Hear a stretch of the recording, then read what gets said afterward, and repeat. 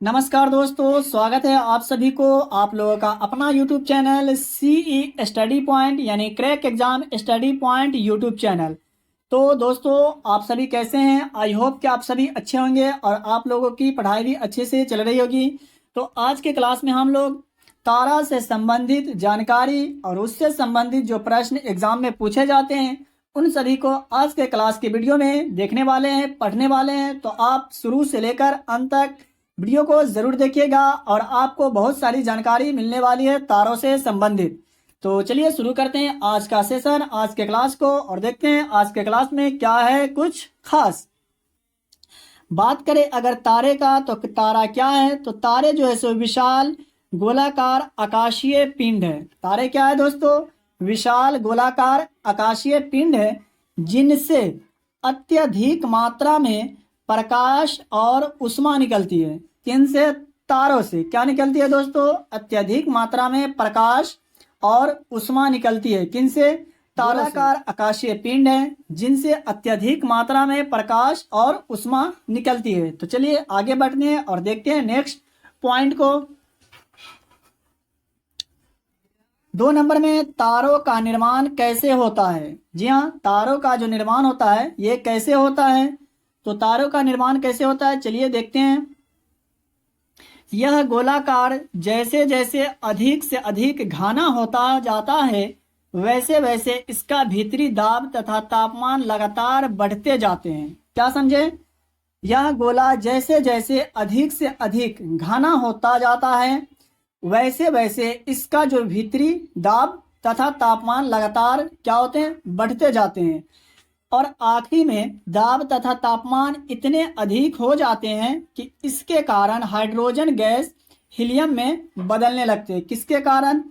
आखिरी में दाब तथा तापमान इतने अधिक हो जाते हैं कि इसके कारण कौन सी गैस? हाइड्रोजन गैस किस में बदल जाती है? हीलियम में बदलने लगती है।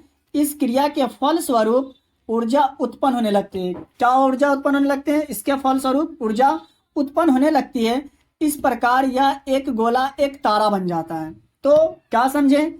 यह जो गोला जैसे जैसे अधिक से अधिक घना हो जाता है वैसे वैसे इसकी भीतरी दाब तथा तापमान लगातार बढ़ जाते हैं और आखिरी में दाब तथा तापमान इतने अधिक हो जाते हैं कि इसके कारण हाइड्रोजन गैस हीलियम में बदल जाती है और इस क्रिया के फलस्वरूप ऊर्जा उत्पन्न होने लगती है और इस प्रकार यह एक जो गोला होता है यह एक तारा बन जाता है। तो आई होप आप समझ गए होंगे कि तारा का निर्माण कैसे होता है। तो चलिए नेक्स्ट पॉइंट को देखते हैं।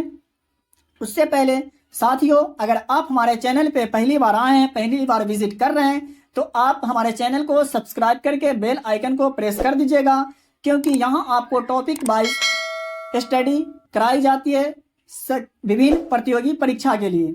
तो इसका पीडीएफ चाहिए तो लास्ट में बतलाऊंगा कि इसका पीडीएफ आपको कैसे फ्री ऑफ कॉस्ट प्राप्त होगा, और वीडियो को लाइक जरूर करिएगा। बात करें अगर तारों में रंग की, तो तारों में जो है सो दोस्तों कितने रंग होते हैं? तारे जो होते हैं उसमें कितने रंग होते हैं, ये जानकारी अगर आपको पता है तो अच्छी बात है, नहीं पता है तो याद रखिएगा, मैं आपको बता देता हूं। तो तारे कई रंगों में मौजूद होते हैं। तारा जो है दोस्तों ये कई रंगों में मौजूद होते हैं, जैसे लाल, पीला, हरा, नीला, नारंगी और सफेद। ये सभी रंगों में मौजूद होते हैं। कौन? तारे। तो ये तो आप समझ गए होंगे कि तारों में कितने रंग होते हैं, उसमें कितने रंग मौजूद होते हैं। तो लाल, पीला, हरा, नीला, नारंगी और सफेद। जिसमें जो लाल रंग के जो तारे होते हैं वो सबसे ठंडा तथा नीला सबसे गर्म होता है। क्या समझे? उसमें से जो लाल रंग के तारे जो होते हैं वो सबसे क्या होते हैं?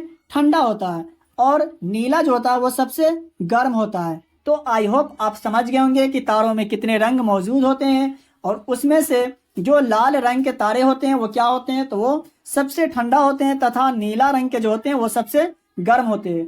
तो चलिए नेक्स्ट पॉइंट को देखते हैं और क्लास को आगे बढ़ाते हैं। बात करें तारे का रंग, तो तारे का रंग जो है सो दोस्तों ये क्या दर्शाता है? तारे का जो रंग होता है ये क्या दर्शाता है? तो ये तापमान, टेम्परेचर को दर्शाता है। कौन? तारे का जो रंग होता है सो जो ये क्या दर्शाता है? तापमान को दर्शाता है।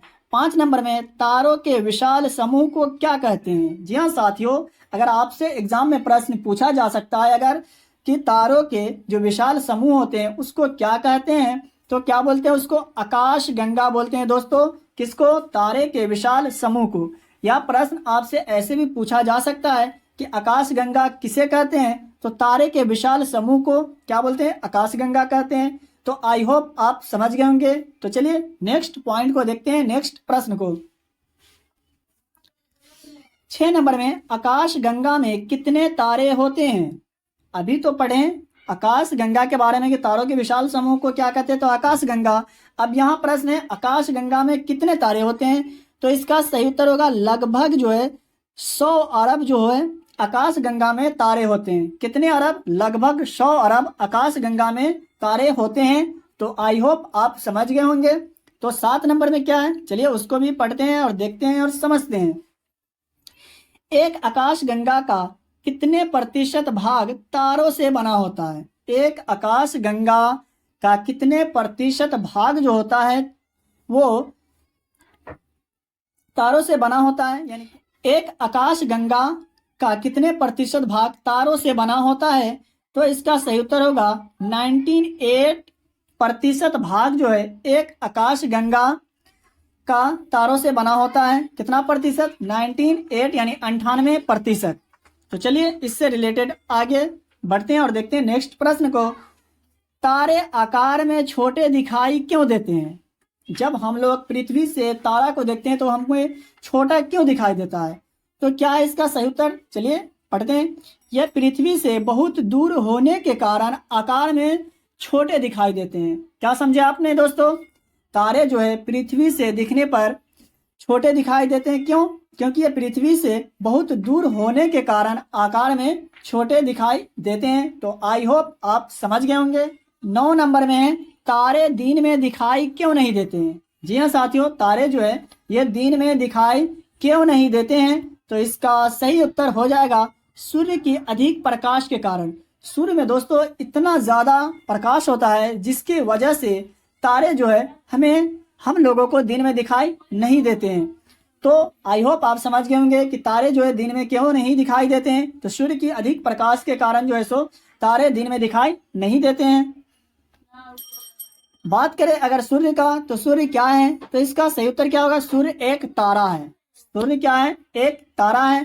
तो सूर्य को ब्रह्मांड का सबसे बड़ा तारा इसलिए कहा गया है। अब प्रश्न आप भी पूछ सकते हैं कि सूर्य एक तारा है तो कैसे एक तारा है, इसलिए इसे क्यों तारा कहा गया है? तो सूर्य को ब्रह्मांड का सबसे बड़ा तारा इसलिए कहा गया है क्योंकि यह धरती के सबसे पास है और यह अन्य तारों की तुलना में हजारों लाखों गुना बड़ा दिखाई देता है, क्योंकि यह हमारे बहुत ही करीब है। कौन? सूर्य। सूर्य जो है सो हमारे बहुत ही करीब है, इसलिए। और यह सूर्य को ब्रह्मांड का सबसे बड़ा तारा इसलिए कहा गया क्योंकि यह धरती के सबसे पास है और यह अन्य तारों की तुलना में हजारों लाखों गुना बड़ा दिखाई देता है, क्योंकि यह हमारे बहुत करीब है। तो आई होप आप समझ गए होंगे सूर्य क्या है, तो सूर्य एक तारा है। क्यों सूर्य को एक तारा कहा गया है? 11 नंबर में तारे कौन कौन से गैस के बने होते हैं? जी हाँ, तारे जो है ये कौन कौन से गैस के बने होते हैं? तारे हाइड्रोजन गैस तथा कुछ हीलियम गैस के बने होते हैं। कौन जो है? हाइड्रोजन गैस तथा कुछ हीलियम गैस के बने होते हैं। तो आई होप आप समझ गए होंगे। तो दोस्तों आज के क्लास में बताए गए प्रश्न, बताए गए टॉपिक से संबंधित जो प्रश्न जानकारियां आपको कैसा लगा कमेंट बॉक्स में ज़रूर बताइएगा, और वीडियो आपको कैसा लगा कमेंट बॉक्स में ज़रूर बताइएगा। वीडियो को लाइक करके चैनल को सब्सक्राइब करके बेल आइकन को प्रेस कर दीजिएगा और अपने दोस्तों में शेयर करना बिल्कुल भी नहीं भूलिएगा। तो चलिए मिलते हैं फिर से एक नए वीडियो में नए टॉपिक के साथ। वीडियो देखने के लिए धन्यवाद। और इसका पीडीएफ चाहिए तो डिस्प्ले पे दिखाए गए व्हाट्सएप नंबर पे हाई लिख करके SMS कर सकते हैं।